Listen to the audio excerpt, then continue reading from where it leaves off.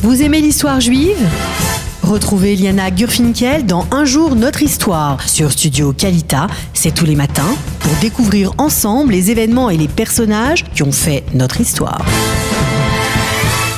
Bonjour Daniel. Bonjour Eliana, Boker Tov. 3 mars ce matin, c'est l'anniversaire d'une figure de la musique israélienne. On va écouter quelques...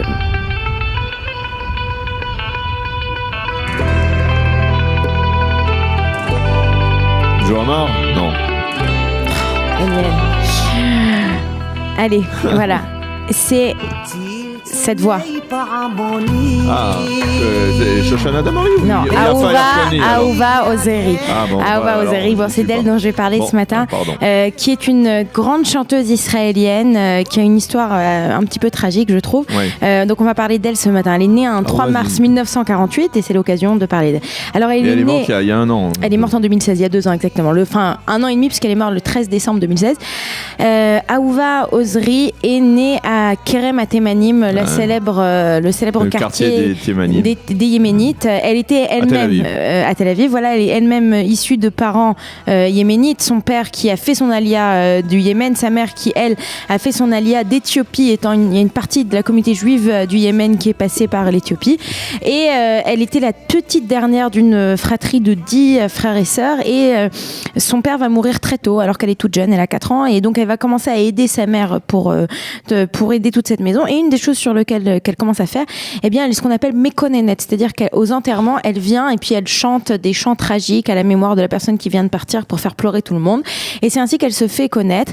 Et c'est surtout en 1968, alors qu'elle a 20 ans, qu'elle va apprendre à jouer cet instrument qu'on a écouté au début, qui est une espèce de cintar, qui est un boulboul tarang, c'est comme ça que ça s'appelle.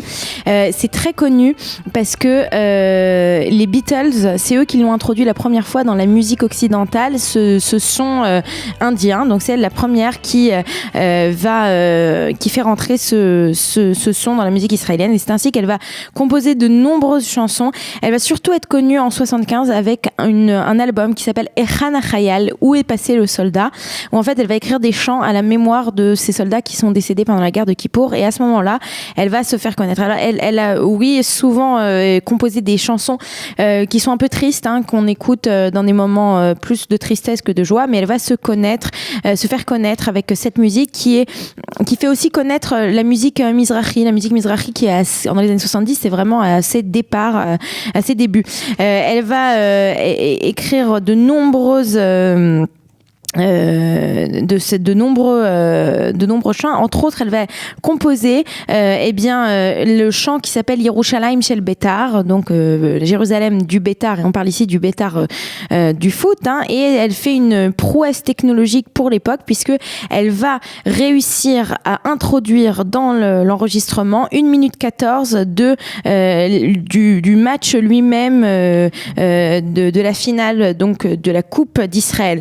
Elle va donc se faire connaître. Elle va en 1990, si je ne me trompe pas, en 2000, pardon, elle va avoir un cancer du larynx et elle va avoir une... C'est terrible pour une chanteuse. Exactement, une opération.